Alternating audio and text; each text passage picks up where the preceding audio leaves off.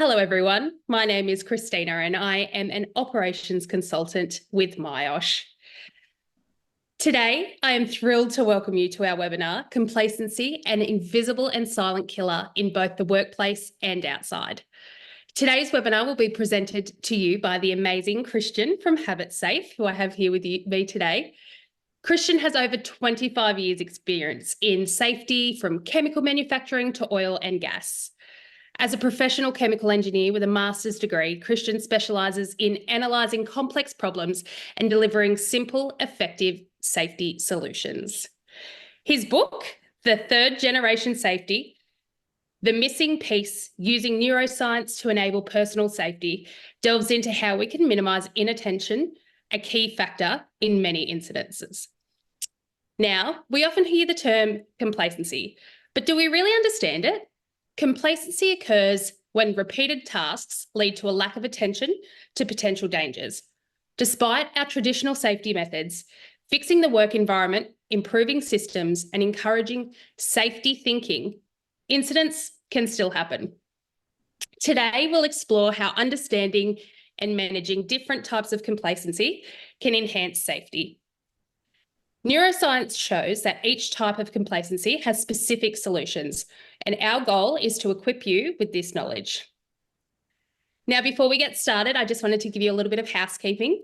We'll have both the chat box and the Q&A box open, and we encourage you all to be as interactive and as involved as you can. We will throw to you all throughout to hear your thoughts and answer any questions you may have. Today's webinar is also being recorded, and we'll send a copy of the session out to all of you who have registered, as well as have it available on all of our social sites, as well as our website. So without any further delay, I'm proud to hand the mic over to Christian from HabitSafe. Over to you, Christian. Thanks very much, Christina. I appreciate the opportunity to present. So I always start my webinars, whether they're sort of online or at conferences, with a warning. I have a reputation for looking at things differently. I like science. And the reason I mention that is I've seen lots of different approaches to safety, and I've always followed where the evidence leads, which from my perspective is not always where safety goes. So today, what I'm going to do is I'm going to share where the evidence has taken me when it comes to complacency.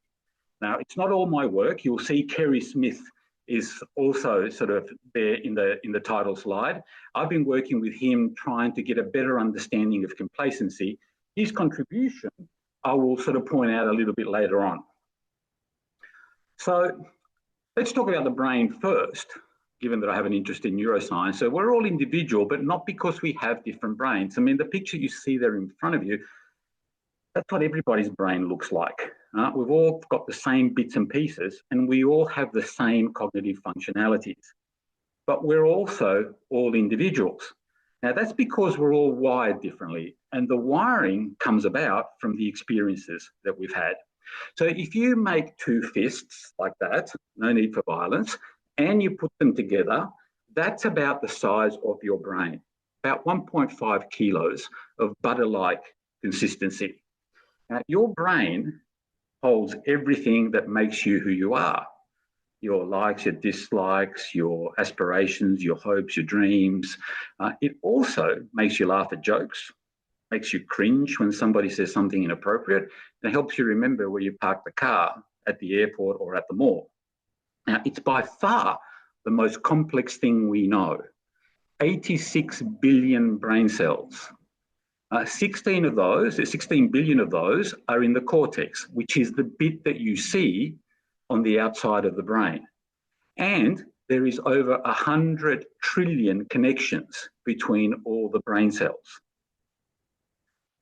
It consumes 25% of the energy, but it only takes up 2% of the body mass. It's a high energy use organ. And because we have evolved in a world where calories were limited, it concerns itself with trying to do things with minimal energy. And just to give you an idea of what it does, we have about 70,000 thoughts every day.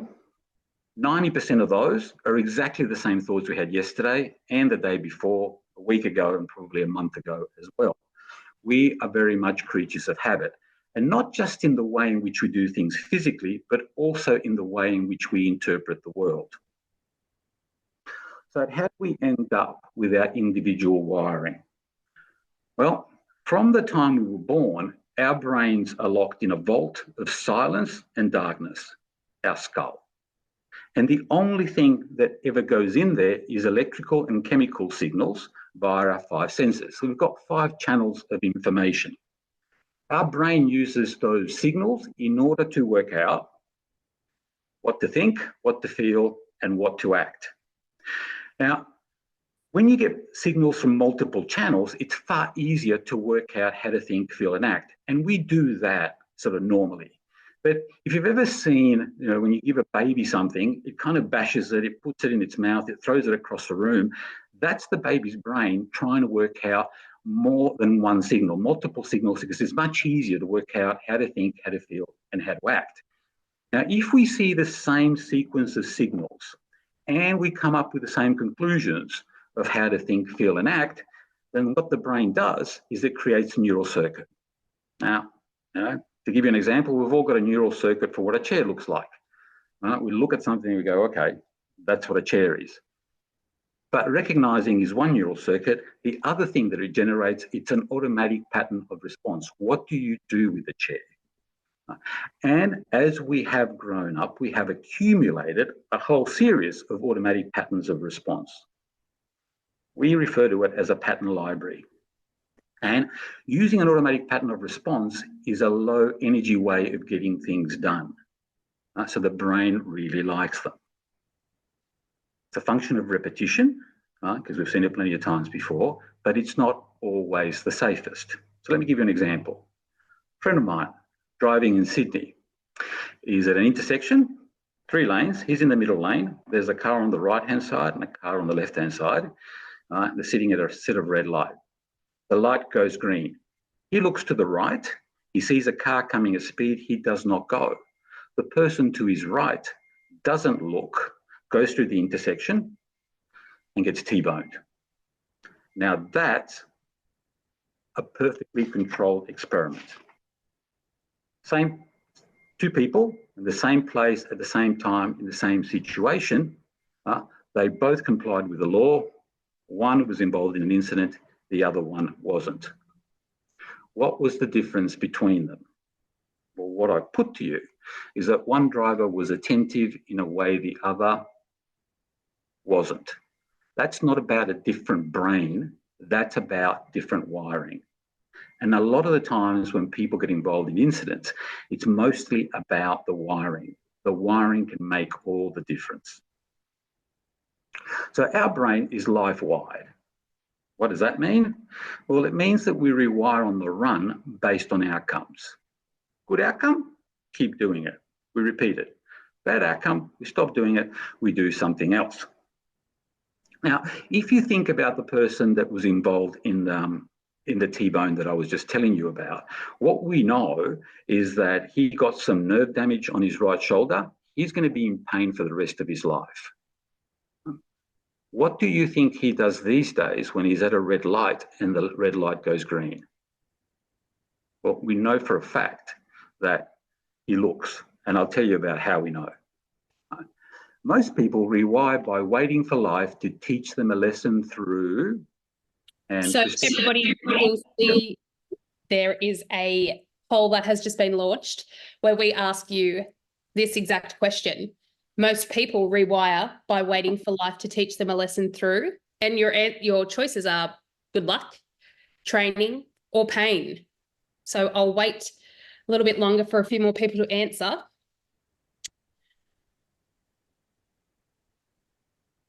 But Christian, as it stands at the moment, with almost 80% of people answered, we have the majority saying pain. Are they correct?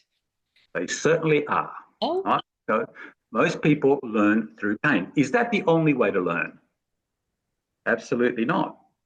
There are better ways to learn, but it's by far the most common way people learn. So what do we do at HabitSafe? So we use neuroscience to teach clients how to help their people rewire their brains to be more attentive in the moment. Because what we found through research is that most incidents, about 95% of those, have some inattention involved. Now, in the process, incident reduced by 40 to 70% on average, sometimes more, sometimes less. Engagement improves and safety culture moves forward. So that's what we try and do for organisations that become our clients. So I said before that I like science. So let's talk a little bit about physics and SIFs. So SIFs are significant incidents and fatalities. So most of the time when I hear people talk about SIFs or post something on LinkedIn, they're talking about complexity. And to be honest, sometimes that is true. Right? So, if you're talking about a nuclear meltdown or a refinery blowing up, so those incidents are very, very complex. But that's not most of them. That's a very small percentage. The majority of significant incidents and fatalities are a result of this very simple interaction between a hazard and a worker. These two come together. That's how the SIF comes. So if you think about how do you prevent that interaction from taking place, so imagine that we go back in time to somewhere before safety was a thing, like the 1970s, which unfortunately I had to say that I remember reasonably well. And say, for instance, you were a factory manager and your boss rings you up and says, you're injuring too many people. Can you see what you can do to injure less? What would you do? So what we did is we actually first and foremost looked at the hazard and said, what are the kind of things that are hurting people? And if you can get rid of it, that's great. But it doesn't take you long to figure out that you can't get rid of all the hazards. So therefore, you have to put a system around in order to manage risk. We refer to that as first generation safety. Eliminate the hazard or manage risk. Those are things we do around the worker. And that's a good thing to do. And about 10 years sort of after that, we were having incidents, still some of them quite serious. We started looking at the worker. And what we found was that the worker had some unfortunate habits. They didn't think very much about their safety. So we started having conversations with them about the importance of safety. What we thought was that if people knew how important safety was, then they would keep safety front of mind and they would have less incidents. Now we know that the brain doesn't work that way, but we kind of tried that. And for a period, usually with things like behaviour-based safety, they worked initially when things were new or different. But when people started getting familiar with it, it was much more difficult to keep the thing going. So second generation was very much about meaningful conversations about the importance of safety and getting people to exercise conscious control. And when you think about it, now we've been doing that for 50 years or so. Now, we realised somewhere along the way that second generation safety, that's not how the brain worked. So now what I'm seeing is I'm seeing a diversion back into doing more first generation stuff rather than trying to work with the worker. And we'll come back and we'll talk about that later. Now, so where has that approach so far gotten us? So even though today we do more around the worker and we help people exercise better conscious control than ever before, these are the Australian work fatalities from 1980 to 2023. And you will see that in the 80s, the 90s and the 2000s, first and second generation safety helped us improve the number of fatalities. We had a lot less fatalities at work. But since 2010, not much has changed. Certainly since 2013, there hasn't been much improvement at all. What I put to you is that we're stuck in a zone of diminishing returns. We keep doing the same thing, expecting a different result. And it's not just Australian work fatalities that's the issue. Same thing happens in the US, and it also happens in the UK. The graphs look pretty much the same. So have we reached as good as it gets? Same old thinking, same old results. We seem to do same old under different labels, expecting a different result. I don't know, to me that seems to be the definition of insanity. It's like we're taking the same medicine out of the different bottle and we're expecting something than the usual to actually to be the outcome. We asked a different question about 15 years ago, and we said, what else could there possibly be? As it turns out, quite a lot. And that's how I got interested in neuroscience, because there was another discipline that was trying to understand why people do what they do, but it wasn't first or second generation. So the problem, as far as we can see, is that safety relies too much on doing things around the worker and exercising conscious control without giving enough consideration to what we now know is actually going on in the brain. So how do we know? Well, because new research maps brain activity as it happens. So you're probably familiar with an MRI. Right? I've got a dicky knee. I think that's the medical term for it. I go to my doctor. He sends me off to an MRI. He gets a picture back and he goes, Christian, you have fluid in your knee. This is what we need to do. Fine. What you're probably not familiar with is a functional MRI. So a functional MRI is not a picture. It actually maps blood flow as it happens. So a neuroscientist can have a look at it and work out exactly how the brain works, because where the blood goes is the part of the brain that's being active. So think about this. For the first time in human history, we're able to see what's going on inside people's heads as it happens. A real game changer to understanding why people do what they do. And if you kind of compare that to what we thought we knew, what we're finding is that what we thought drove behaviour is an incomplete model that's out of date. There's parts of it where it applies, but it doesn't apply as holistically as it once did. So let me give you an example. If we put your head into a functional MRI and we show you a picture of a snake, your amygdala lights up like a Christmas tree. Why? Well, that's one of the parts of the brain that registers threats. What also happened that we didn't know about is blood flow to the prefrontal cortex, right? This bit behind your forehead that regulates behavior. It diminishes.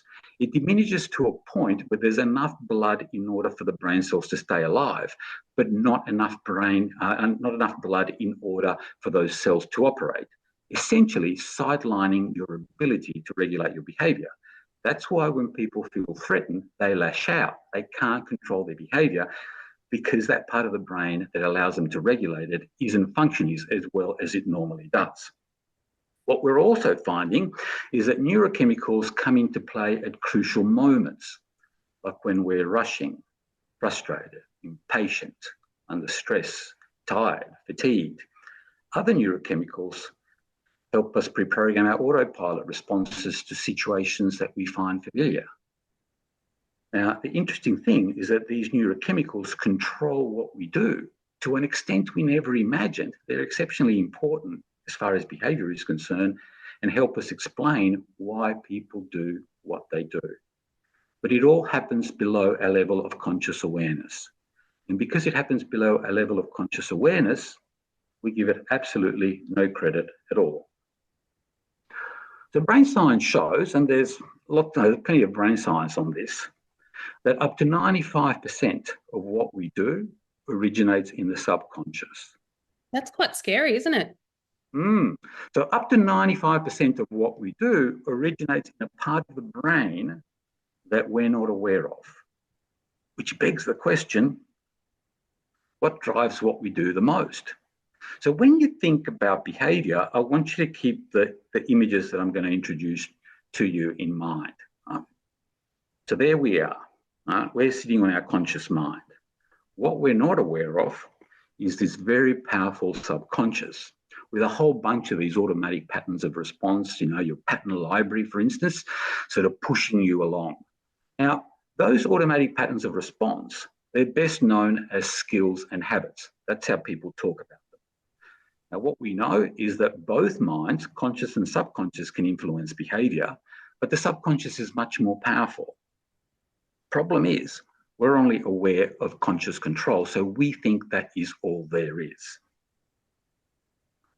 Now, what we know from neuroscience is that although it feels like we do most things out of choice, we actually do them out of habit. So let's take an example. Have you ever driven home and can't remember much? Sure you have. So the reason why that happens is because whenever we do things in autopilot, memories get laid down very flimsily and they're very difficult to recall. So if you're driving home in autopilot, which mind is in control, conscious or subconscious? Subconscious. Yeah, obviously the subconscious. Now, this is an interesting question. Okay, when did you choose to give control to your subconscious? Was there a time that you go, subconscious, you take over, or does it happen automatically? It's scary. It would happen automatically, wouldn't it? Yeah, it does. It happens without our knowledge, our awareness, or our permission. And if it happens to us, could it also be happening to people at work, especially those that are doing repetitive tasks? Well, what neuroscience sort of finds is that we're biologically wired to go on autopilot and use habits to get things done. It's part of being human. This will be an amazing thing to remember, I guess, when we might get upset or we might get frustrated at a colleague or someone that we're friendly with or whatever, to remember that they might just be on autopilot. Yep. And a lot of the times from the outside in, you can't tell whether they're consciously doing something or whether they're just doing it on autopilot without thinking much about it. So if we ask the question, what's going on in our brain when we're on autopilot? So the brain prefers to use habits because they're fast and they use minimal energy, right? These are the automatic patterns of response I was talking about before. When we're doing something familiar, it feels safe, and then cannabinoids get released in our brain, and that enables habits to take over. So this is the gist. Okay? The conscious mind is really good when things are new or different, but it is slow and it uses a lot more energy, like 100 times more than a habit. So the brain prefers to use habits because it's much more effective and much more efficient. Right? Problem is that habit gets things done with little or no thought, and that results in inattention. So when I think about inattention, I think about when I think about habits, I think about an attention spectrum. So when we're doing something familiar and we're doing it on autopilot, so there's no or little thought, there's a spectrum of attention associated with the habits. We can have an inattentive habit. An example would be texting while driving. We could have a partly attentive habit. Now, that could be while you're driving, you're looking at the scenery around you. Or you can have an attentive habit, keeping your eyes on the road. And we make judgments about which one of these people might be in. So if somebody's got an attentive habit while they're driving, we go, okay, well, he or she is situationally aware. And if you think about it, that is a good use of autopilot. But if you look on the other side, in an inattentive habit, the judgment we make is sometimes someone is being complacent. And that's not a good use of autopilot. Would you alternate between, depending on how you're feeling or how your energy levels are? Look, we come in and out, and we do it. For myself, I've been both. Yeah. So I mean, it happens to everybody. We come in and out of inattentive habits. We might pay attention for a while. So what happens? What we know happens is if you're driving and you're driving a route that you're very familiar with, you're much more likely to stay with inattentive habits. If there's roadworks or there's a detour or something different, then you tend to bring your attention into play. But we don't decide consciously. It just happens. And I'm forever amazed at how my brain decides what to bring to the table, and I have no say in it whatsoever. So let's talk about how do we get to autopilot?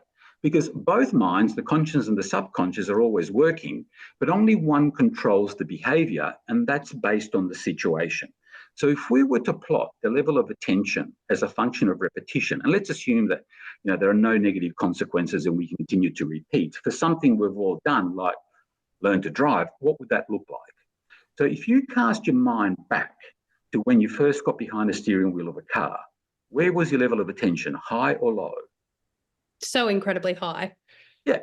So we're paying full attention. Now, is that your conscious mind or your subconscious mind in control of your behaviour? I would have thought conscious. Yeah, because it's new and it's different, right? Yeah. That's what the conscious mind is good for. But as you repeat or as you practice, because I've taken both my children to, teaching them to drive, what happens to that level of attention? It diminishes, gets less. Yep, it starts to decrease. right? So we start paying partial attention. Now, what's going on in your brain is that the brain cells are starting to make connections to make certain things more automatic, because that's what the brain does, right? If you continue with the practice, what you find is you get to a point where there's no or little attention. That's the autopilot zone. It's very familiar. It feels safe. And we're using habits. Now, when you're in the autopilot zone, which mind is in control? Conscious or subconscious? Subconscious.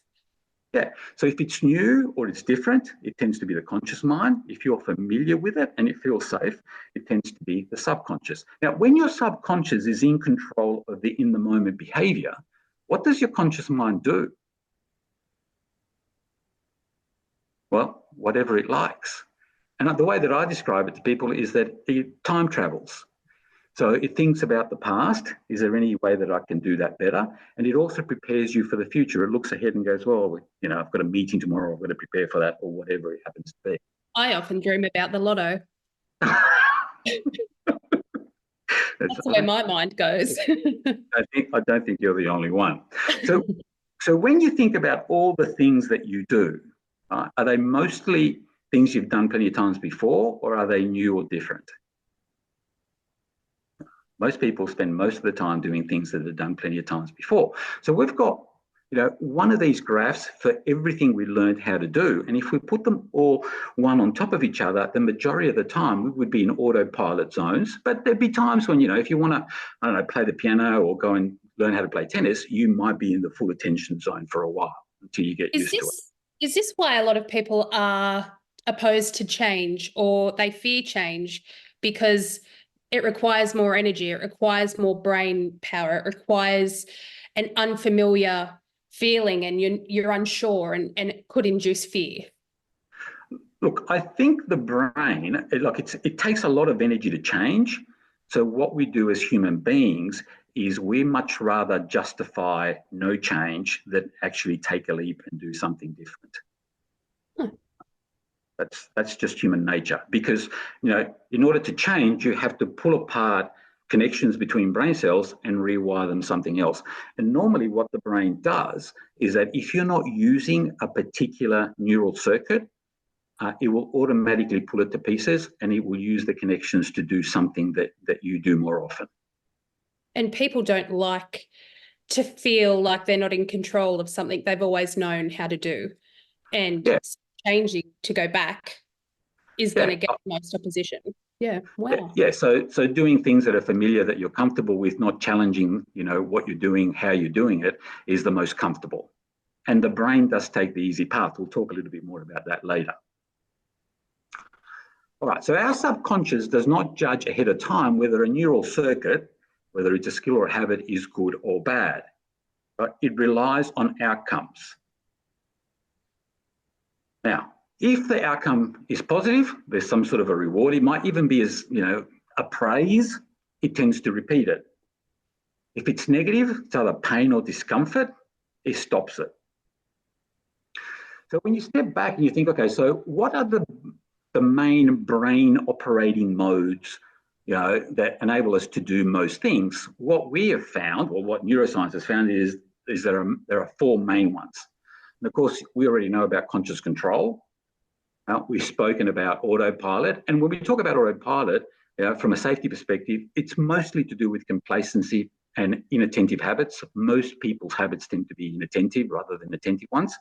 The other ones, which I kind of mentioned earlier, it's impatience, so rushing, frustration, all that kind of stuff, and fatigue. So which one do you think determines what we do most often? So I think there's a poll on this one as well. There is, yes. So as Christian just explained, I have launched a poll for you all to answer. So again, which one determines what we do most often? Is it conscious control, autopilot, impatience, or fatigue? I know, I think I'm guilty of going through all four of those at some stage, just depending on the situation. Oh, we all are. Like we come in and out of these all the time. But if you kind of say, okay, so what mode are you in when you're doing most things? That's exactly what I'm thinking. Yeah, wow, this is so interesting, and it's incredibly timely. for things going on in my own life. So that's quite selfish of me, but I'm very excited by this. If anybody, please, while I'm waiting for you all to finish answering that question, if anybody has any questions, or now that the chat box is fixed again, if you would like to pop in a question or a chat or anything like that, please feel free to, and we'll constantly go to you throughout the session. So get involved, everybody. But in answer to this question, Christian, the majority of people are saying autopilot. And that's what neuroscience has found. But if you think about safety, I mean, we've basically put all our eggs in the conscious control basket for the last 50 years. Now, how many times have you heard think safety, keep safety front of mind, all that kind of stuff? And I think that sometimes we judge how influential we can be on people's behaviour based on the fact that we've only ever used conscious control previously, and it hasn't worked all that well. So up until 15 years ago, we thought the conscious mind was all there was and had the strongest influence.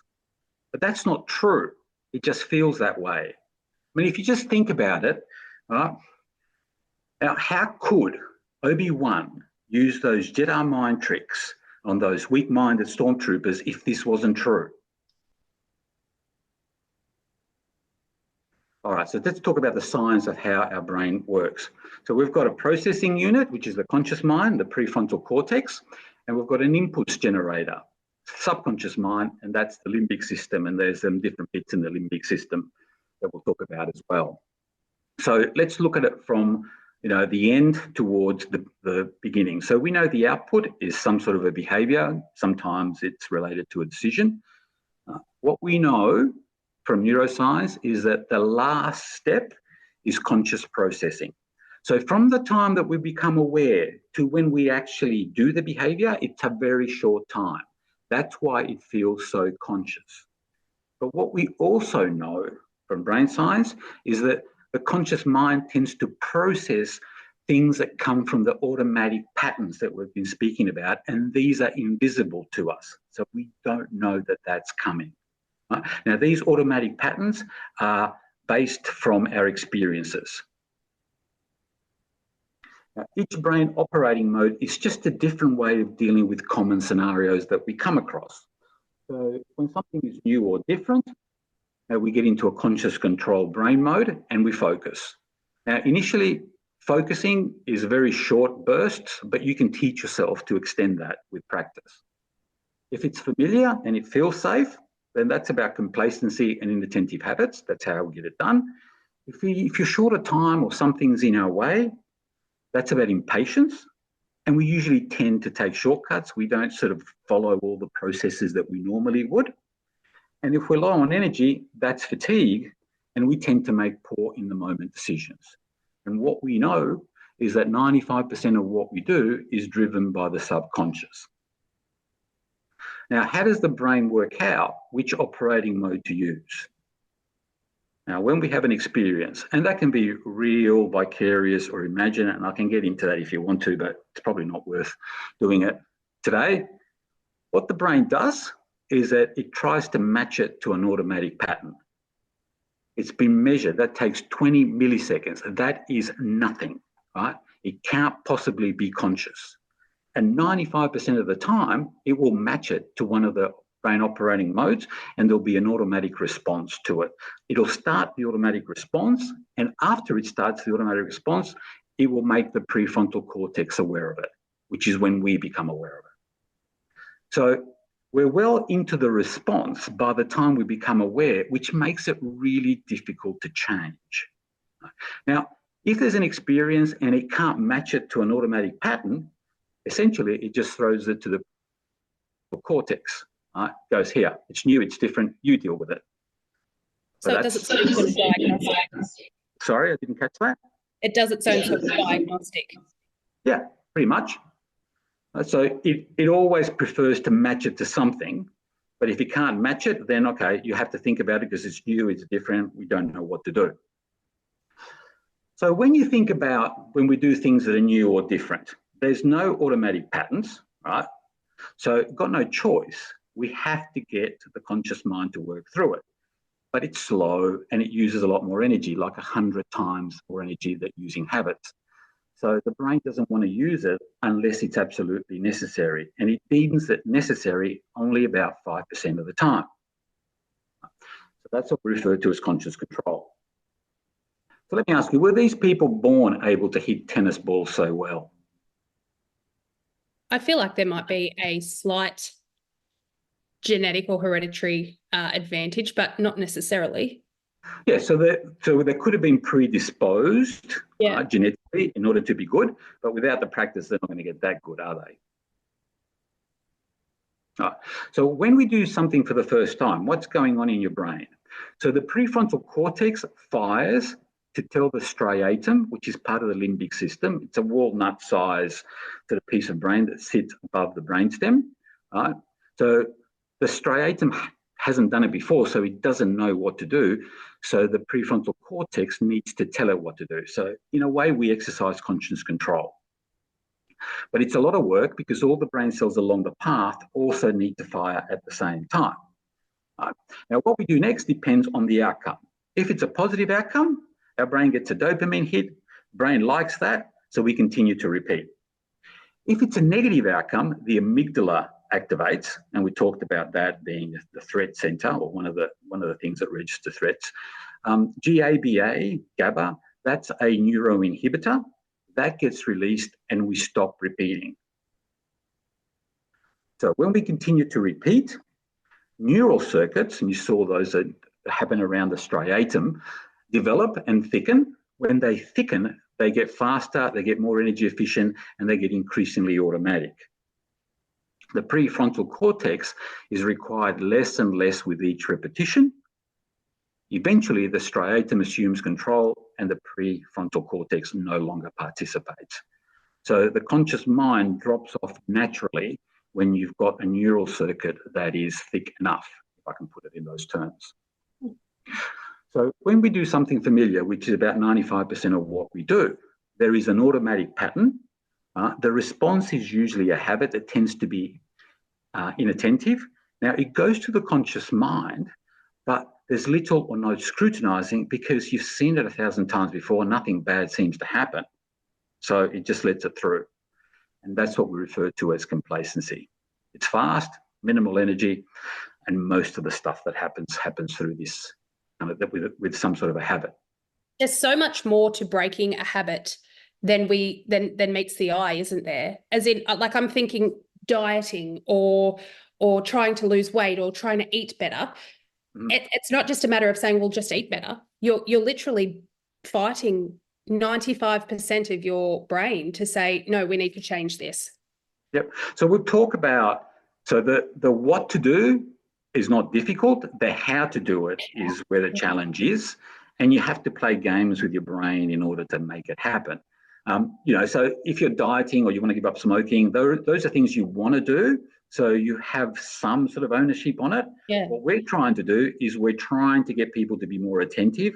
It's not something that they innately think that they need to do. So we have to persuade them first that it's a worthwhile thing to do. But we'll talk about that a little bit later. All right. So if we go back to this incident that I was telling you about, kind of lied to you. The person to the right-hand side of my friend was a cop car. And the reason why we know so much about it is because he had to be a witness to the incident. Now, the interesting thing when he tells this story is that when the light went green, he was in deep discussions with his daughter about, that she's studying law, so she argues for a living, right? And it was a real deep and meaningful discussion. His mind was not in what do you do when the light goes green. He never thought to look, but he looked anyway, right? So how can someone still look even without thinking about it? It's a positive, attentive habit. Yeah. So because he practiced look first, then move, which is the main sort of attentive habit that we try and get people to get good at, until it became a strong habit, right? And that made it come into play automatically. So turning things into habit is the only way that we know how to make a behaviour reliable. Now, my friend, to this day, practices look first, then move, not just when he's driving. And he makes his kids practice as well, because it saved him once. And he doesn't know when it will save him again, but it probably will. And it might even save his kids one day as well. So he sees it as an attentive habit, gives him an extra layer of protection, independent of the traffic rules that most people just don't have. So that was his experience outside of work. If you think about attentive habits at work, that they give us an extra layer of protection independent of the system, independent of what we do around the worker, that most people just don't have. So the good news is we don't need to exercise conscious control to bring habits into place and into play. They live in a different part of our brain and can be enacted subconsciously as the need arises. So if you think about this whole story, the first driver looks first, avoids getting hurt. The second driver follows the rules, doesn't look, pain for the rest of his days. And that's not about a different brain. That is just about what each brain was wired to do. So how have we managed safety so far? Well, as I said to you before, first generation safety, eliminate hazards and control risks. That's things we do around the worker. And we've had these meaningful conversations in order to get people to understand how important safety is, to help them exercise conscious control. So the question that we ask is, what else is there that we are doing nothing with that we can change? And of course, the answer is we can rewire these automatic patterns to help people be automatically safer. So going from inattentive habits to attentive habits is just a rewiring process. So the common view is that the environment drives behaviour. And that is true, but it's also misleading. So what you hear about is this one, the external environment. They generate prompts around the worker. What you don't hear about is the internal environment that can be changed. Okay? It's not just the internal environment that can be changed. The internal environment, the wiring can be changed. And that's how the worker interprets the prompts, and that's to do with how they're wired, and determines their response. Now, from there, that's where the action happens. Now, if the internal environment is under stress, they're rushing, they're frustrated, or something else is happening, sometimes what we learn and what we know goes out the window. Like I've been to a few incident investigations where the guy's been trained, he knows what to do, he's done it 1,000 times, but there was a scenario under which he was under that, for whatever reason, that stuff went out the window. So when you hear things like, oh, don't fix the worker, they are advocating for this. They're saying there is nothing you can do for the internal environment, and that is just not true.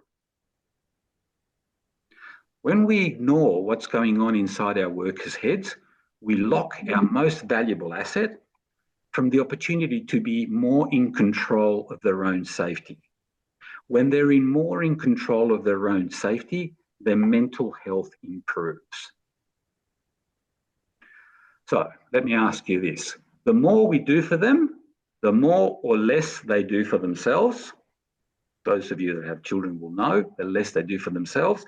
And the second part, which is going to be part of a poll, is it more or less inattentive they become? So as Christian just mentioned, the more we do for them, the less they do for themselves, and the more or less inattentive they become. While we're waiting, Christian, for people to answer that poll, I have an awesome question from one of our attendees, Jason. He said, in regards to technology changes, does this impact the autopilot brain mode more as machines, cars, etc., are becoming more automated with less input by the user? So we go into autopilot faster. Yep, that's what we find. So the problem is that, so for instance, if you just take one example, if you take sort of a car that brakes automatically, right? So if your brain doesn't continue to look in order to identify the times that it needs to break because something's doing it for them. We're not using that neural circuit. So what the brain does is it pulls it to pieces and uses the connections elsewhere. So the more we do for them, whether it's technology or whether it's us personally, the less they do for themselves. And of course, I mean, I don't know what the poll is telling you, but the answer is pretty obvious. Well, not really. Okay. It's almost 50-50. So it's 44%. Wow. Yeah, 44% have actually said more, and 56% have said less. No, the answer is they become more inattentive. Because if you're doing things for them, why would they be attentive? You're doing it for them. And this is the issue with just doing things around the worker. If you only do things around the worker, why would they pay attention? There's no need to. And if you take it from a driving perspective, right, and the fact that the car is doing things for you, then why would you be attentive? That entices you to do other things with your attention because it's not needed. And the interesting thing about the research is that if you're not paying attention to what's going on in front of you, the chances are that you're paying less attention to what's going on to either side and to the back of you too. So when you've got cars that keep you in the lane, they stop for you, then your brain goes, well, why am I going to pay attention to do this? There is no point. Something is doing it for me. Now, what we have noticed is that, so for instance, there's in the mining industry, what you have is technology that will measure the blink rate and will give an alarm when it senses that people are tired. Now, that's a good thing at work. But the downside to that is that people get worse at detecting when they're tired. And most of the incidents that people are having, they're having less incidents at work, but they're having more incidents outside of work due to tiredness because they get worse at detecting it for themselves. When I bought a RAV4 4 or 5 years ago, and I remember going to pick it up, and the guy who sold it to me was all sort of, all kind of happy and energetic about telling me about all the safety features in the car. And I said to him, turn them all off. Turn them all off. I don't want the car to do anything for me because the more the car does for me, the less in the moment I am when I'm driving. And I want to be in the moment when I drive because the car is, they don't detect things from everywhere, right? And I just want to be as attentive as I possibly can when I drive the car. The way I do that is by not allowing anything to do anything for me.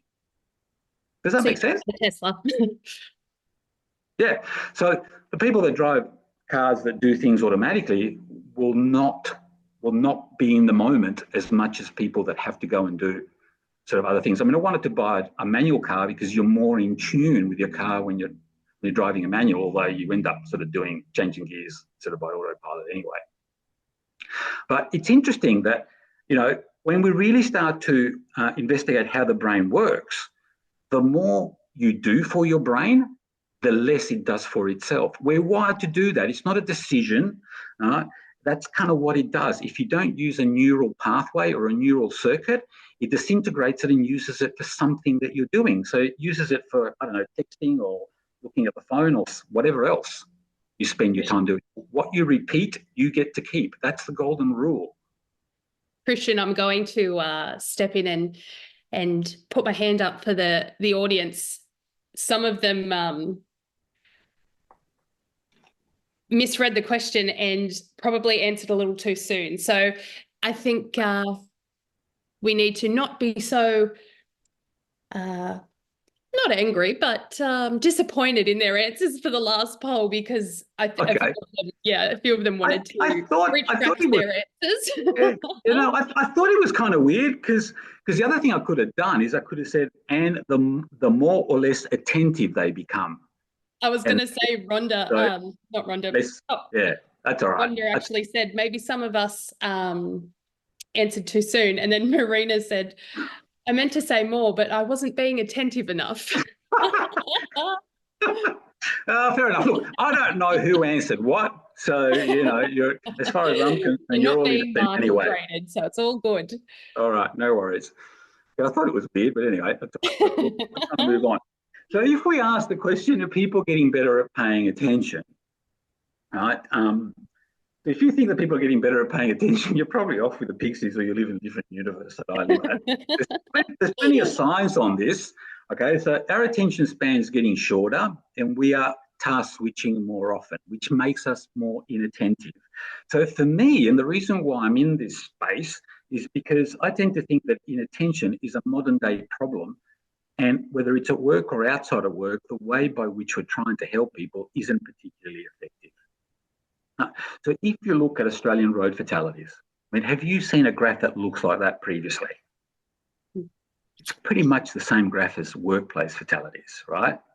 So, it kind of reduced, till the 2000s, 2010, and then really it's gone nowhere. And 2003 was the highest road toll since 2016. Now, even though we drive on the best roads that we've ever had, and we drive the safest cars we've ever had, right? So what else explains it? I mean, if somebody can come up with something else, I'm happy to listen, but we're becoming more inattentive is about the only explanation that I can think of. So this is another poll question. When we're inattentive, what's the most common safety consequence? So when we're inattentive, what's the most common safety consequence? Line of fire, slip, trip or fall, manual handling, or no incident? Peter has mentioned population growth and more cars on the road, which I agree with as well. Mm-hmm. I was going to say the roads at my place aren't better than what they were. I can tell you that much. Mm-hmm. If anything, the quality of the roads around here make me more attentive when driving because I'm constantly dodging potholes. Well, that's a good thing. Yes. For your safety anyway. There's a silver lining to the lack of care. Yeah. Okay, so the majority of our audience is saying slip, trip or fall. Okay. All right. So look, most of the time when people answer, what they put is an incident of some kind, right? But what I'm here to tell you is that is not the right answer. So if an incident of some kind is not the right answer, what do you think the right answer might be? No incident. That's correct. Think about it this way. If every time you were inattentive, you had an incident, what would you teach yourself to do? You would teach yourself to be attentive, whatever that took. But most of the time when we're inattentive, nothing happens. And because nothing happens, we repeat the inattention over and over, and we end up having inattentive habits without even knowing about it, which makes it a huge blind spot. And what we know for a fact is what people are blind to, they do nothing about.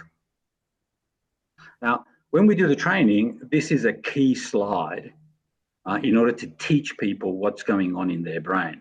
I was going to say, even just in the chat box then, Peter said, I love this. This was a trick question. And it flicked in my brain too. I was like, oh my God, it's exactly, this is where it starts to flick, isn't it? Yeah, exactly.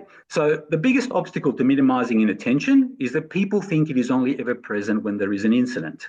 Why?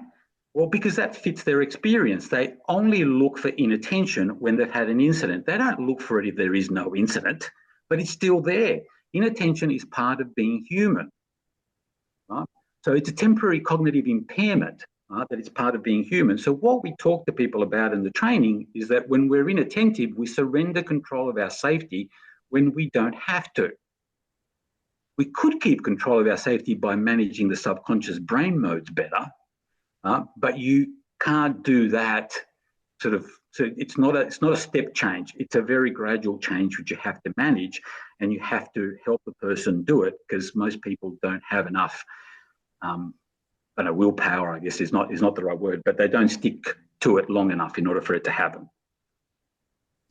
So what we do know is that complacency is the biggest cause of inattention, and it has nothing to do with people being careless, lazy or dumb. It tends to happen when we feel safe doing something familiar. The safer we feel, the less attention we pay. That is very much about how we're wired. So when we do something plenty of times and there are no negative consequences, our sense of danger associated with it diminishes. It all happens subconsciously. When someone does something that appears not to have considered their safety or that of others, we see it as complacency. But the person doesn't realise it because most of the time they get away with it. So everything we do has a number of possible outcomes across time. What do I mean by that? Well, there is always a short-term outcome, which is usually positive, even when you're inattentive. But there's also an ultimate long-term outcome, and there are times where it's been negatives. I mean, during the training, there are people, we see people sometimes sort of a few years later, and they tell us that something happened to them that made them realise what I was talking about in the first place. So autopilot and complacency are not the result of bad thinking or the wrong conscious decision. They are the result of a lack of thinking, which is really about how the brain operates when we do unfamiliar things, from which all humans are biologically predisposed. Looking from the outside in, with little understanding of how the brain actually works, the solutions appear easy and obvious. And I'll go through some of the solutions that we hear all the time when people talk about complacency. And they're all about more conscious control, which are well-meaning, but they're doomed to failure because the brain just doesn't work like that. So the ones that we hear a lot of is tell people to pay more attention, be more careful, don't get complacent, keep safety front of mind, think safety, only use safe habits, blah, blah, blah, all that kind of stuff. The problem is telling doesn't work. If telling worked, parenting would be a lot easier. Right? The other one that comes up is job rotation or task switching. Right? These all sound intuitively right, but when you delve into them, you find that it's something different going on. So the problem with job rotation and task switching is it only takes a few seconds to start using an established habit for a task you're familiar with. Think about how long it takes you to get into autopilot mode when you drive, even if you've been at the office all day. It's not a question of hours or minutes, it's a question of seconds because you're so familiar with it. So there's some additional solutions. Some people include complacency in the safety paperwork. They call it a brain hazard. Now, unfortunately, before long, it becomes a tick and flick exercise and that fuels complacency along. Well, the other one that we get to see is, we need to talk more to people about the importance of safety. Problem is that it becomes ineffective once it ceases to be new or different. So while it's new or different, the conscious mind gets engaged, but once it starts being familiar, the conscious mind drops off, and then sort of complacency sets in. So these solutions try to solve what I refer to as a badly defined problem. The incident happened because there was not enough conscious control. And that leads to thinking of autopilot and complacency only as bugs in the system of human behaviour. And when you think of complacency and autopilot as bugs in the system of human behaviour, you try to stop it. And most people that have tried to stop it, sooner or later work out that you can't stop it. It's part of being human. So when they realise that, they throw their hands up in the air and they go, it happens in people's head, there is nothing we can do. Not true. Just because they can't do it doesn't mean that it can't be done. Right? Autopilot and complacency are not bugs in the system of human behaviour. They are the system. And if we want to be able to do something about them, we need to work within the system. Right? There is no point picking a fight with our human biology. Right? There's no point trying to make everything conscious, because that's picking a fight with our human biology. It's a fight we're going to lose. Right? You're not going to change the way that we're predisposed to use our brain. Right? You can change the wiring, but you're not going to change the structure of it. Right? So far better to work with it on its own terms. And that's what we do. So the simplest thing to do is to upgrade from inattentive habits to attentive habits. The what is easy. The how is challenging. There's lots of books about habits. If I can say to you, look, we found what we think is the best secret sauce to date. but none of the books have all the ingredients. You have to go and pick sort of different ingredients from different books. And that's what we've done over the last 10 years and tested. We've thrown away things that we know don't work, and we kept the things that have an impact. And not everything has an impact on everyone, but we keep the things that have an impact on most people. And that's the best that we can do. So the other thing that I need to sort of make you aware of is that there's not just conscious attention. There are two types of attention. So conscious attention is what we refer to as top-down. So we consciously control it so it can be directed to help us achieve our goals. And because we're aware of it and directed, we think that that is all we have. But most of our attention gets allocated from the bottom up via our habits. It underpins most of our safety outcomes, and we're not even aware of it. So with inattentive habits, the subconscious allocates attention automatically in ways that limit our ability to detect what can hurt us. This increases our chances of having an incident. Attentive habits, the opposite. It allocates attention in ways that enhance our ability to detect what can hurt us, and this decreases the chances of having an incident. So what's the universal solution? Well, a lot of it has to do with what you do with your eyes. Sorry, Christina? Oh, no, I was just, that one sentence, helping people use their eyes as PPE, it hits you. It's amazing. Yep. So that's where it makes sense to start with where to look habits, right? Because what we look for, we see, and what we see, we can avoid. You can't avoid what you don't see, and you don't see unless you look for it. Right? So there are two important ways to look at habits that prevent most complacency-related incidents. They're really simple and make lots of sense to people. Most people think they're really good at them, but they're not. And I'll show you some data in a minute. So the top two attentive habits is trying to stop this interaction happening from the person's perspective, right? And that is when we are moving or about to move, look first. When things are moving or about to move around us, look for the line of fire. So my friend avoided that incident because he looks first and he saw the line of fire, and because he saw it, he was able to avoid it.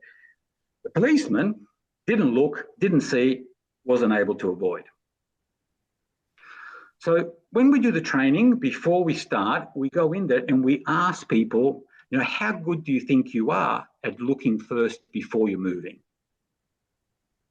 Right? And the average is somewhere between 70 and 80. 77 is the answer, right? When we measure it, and sometimes we measure it in the workplace, and other times we look at videos in malls and service stations, and we can see when people are looking at the mobile phone and they're moving, or whether they're actually looking where they're stepping. What we find is that it's down there. Now, we have found people that are over 40, and when you talk to them, the people that are over 40 typically have had something really bad happen to them. They've had a lot of pain, so they've taught themselves to do things differently. So let me ask you a question. Why are people's initial estimates so inflated? Now, I know that we kind of organised a poll for this one, but we're running a bit late. So do you mind if I just continue with this, Christina? Yeah, no, carry on.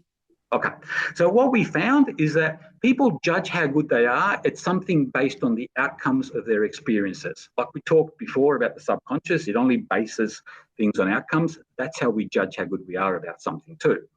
And most of the time, when people don't look first, nothing happens. So they get into this false sense of security. Right? When we do the training and we go, okay, now that you've done the training and you've practiced for a while, how good do you think you are? They tend to think that they're almost 100%, but essentially they're a bit lower than that. So we get them to about 75, 80 with practice. So the question is, how do people who are at 30 but think they are at 80 learn and improve? Two options. They either do the work to upgrade their habits to be more attentive, or life ends up teaching them a lesson through, you guessed it, pain, right? They're the only two ways.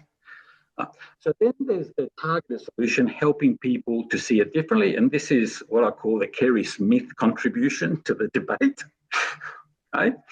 So complacency happens in two common ways. Now, he came up with a whole sort of scenario of how it happens, but these are the ways that are the two most common. So somebody does something now to attain a reward, and ends up increasing the risk. So let me give you some examples. You drive in floodwaters, you eat too much junk, or you text while walking or driving. So that's the first scenario. The second scenario is somebody doesn't do something now to avoid an inconvenience and ends up not reducing the risk. So they don't wear PPE, they don't have an evacuation plan, or they don't use 3 points of contact. So those are the two scenarios that when we talk to people and we try and get them to see it differently, that's kind of what we're trying to influence. So we need to acknowledge that our brain prefers to take the easy path. To change to a safer path, we need to help the prefrontal cortex see a different perspective. Now, the prefrontal cortex is open to improvement, because analysis of improvement is what it's all about, but it has to be prompted, especially if nothing bad has happened yet. So it's a bit of coaching, and coaching anyone to consider a different perspective involves asking the right question at the right time in the right way. And we have a methodology that we use in order to do that. Now, the questions that help people get on a safer path. So the first one is really to get them to look at that green box, get them to quantify the reward or the inconvenience. The second question is about getting them to consider the potential consequences. So that's kind of dealing with the red boxes, if you like. And then it's getting them to put them together, or to tie them together in order to ask the question, is it really worth it? So let me give you an example.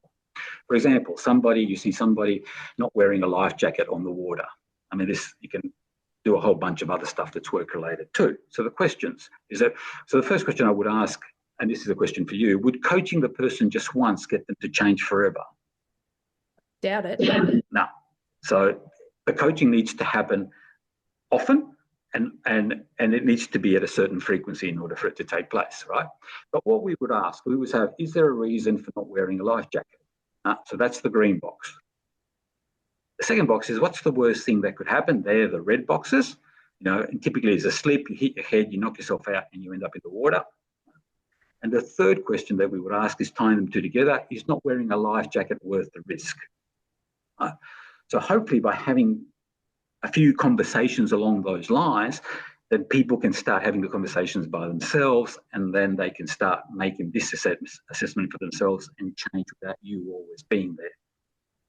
Because for some organisations, that's a real challenge. Okay? So helping people manage their complacency is not a do-it-yourself thing, right? So if you're thinking about this, we just need to get people to do it, it doesn't work that way. It's simple enough for people to do for themselves, but the reality is that they don't. So we have to create a system in order for people to do these things around them. And that involves information, the what, that's the easy bit, right? And it's also about rewiring the subconscious to be automatically safer. That's the how, and that's challenging. Right? So in our training, what we do is we say to people, knowing you need to exercise doesn't make you fit.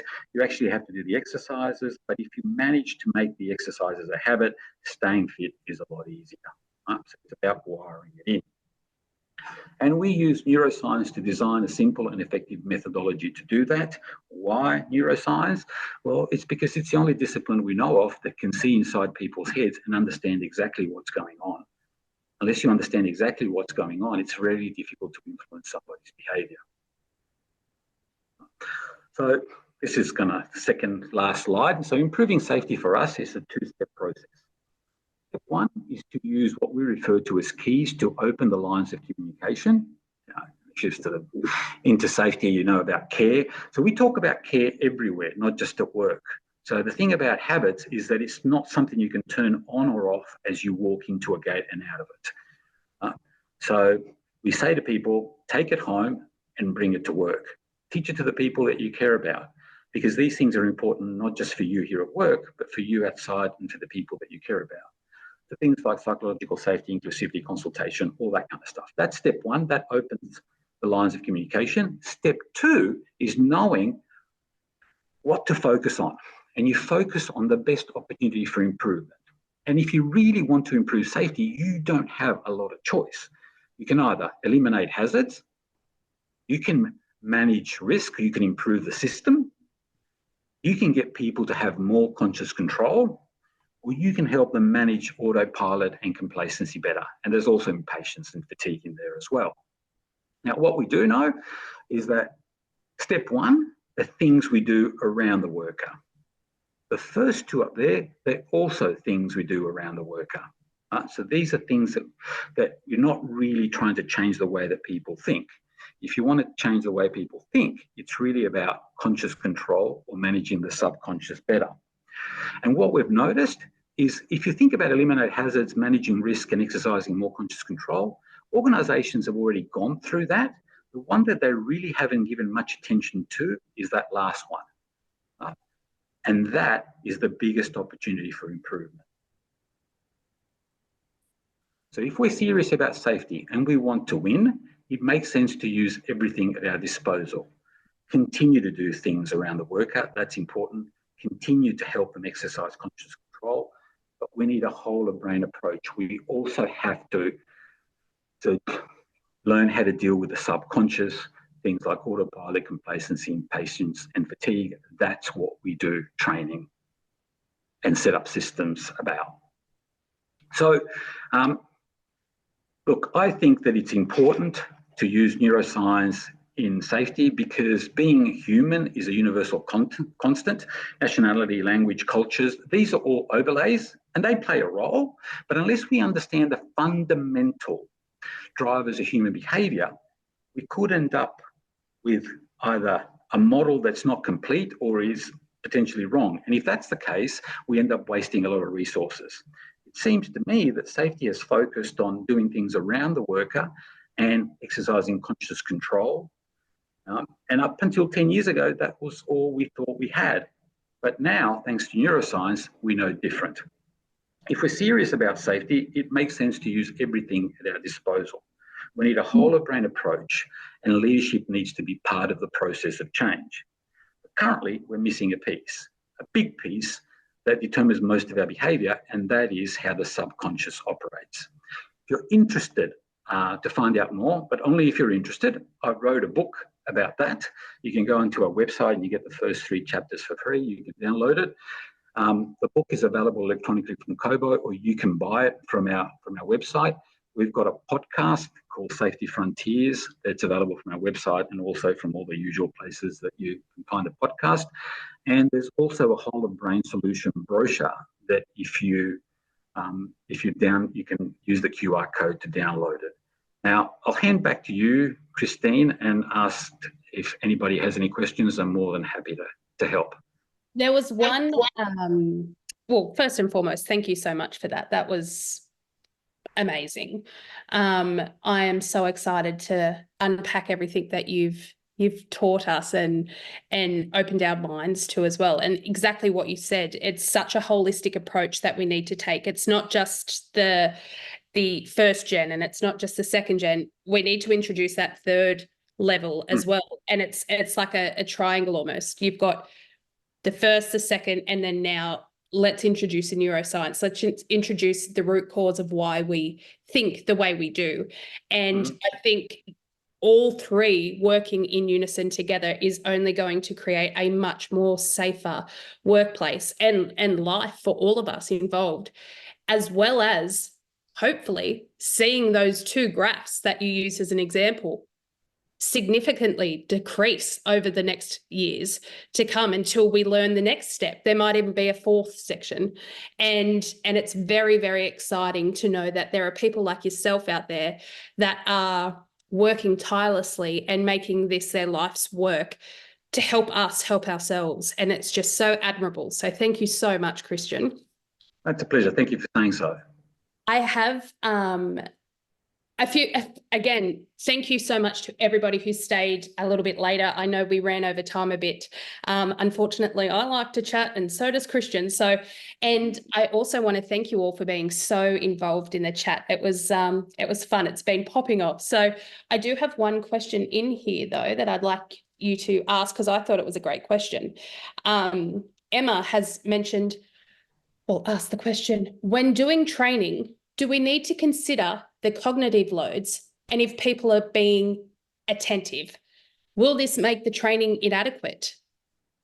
Yeah, great question. So what we know, and this is the way that we structure our training, what we know from the neuroscience is the hippocampus can only keep about 15 minutes of information, right? So if you want your training to be effective, what you've got to do is every 15 minutes, you have to do something different in order then from download from short-term memory to long-term memory.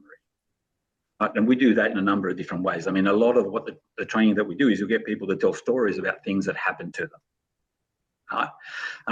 So when you're structuring training, if you have too much time, if you just give them information for too long, it's like a pipeline. You push something in one end and something falls out the other end. So you have to structure in a way, and it depends on what information you're actually putting across. Sometimes 15 minutes is way too long, but on average, if you are not getting them to do something cognitively different every 15 minutes, the chances are is that they're not going to retain something that you want them to retain. I hope that answers Emma's question. It's very true. It's often why you hear incredible trainers or incredible speakers change the tone of their voice, or they'll go really loud all of a sudden and then withdraw and like just make things different so that you're wired to go, oh, hang on, they're doing something different. I need to pay attention. Mm-hmm. Yep. Amazing. I don't think there are, Emma said, thank you for that. I don't think there are any other questions, but again, thank you so much to everybody who joined us today. I know Christian appreciates it, as do I. I will be sending out that QR code as well as this video, the recording, and any other information that we have that we can send out to you. As Christian mentioned, we have podcasts, we have white papers, we have our websites, which are both full of amazing information for you all to have a look at. I know I'm going to go and buy that book now, and I am so very excited to learn more. Again, thank you so much, everybody, and we look forward to seeing you at our next webinar. See you, everybody. Bye. Bye.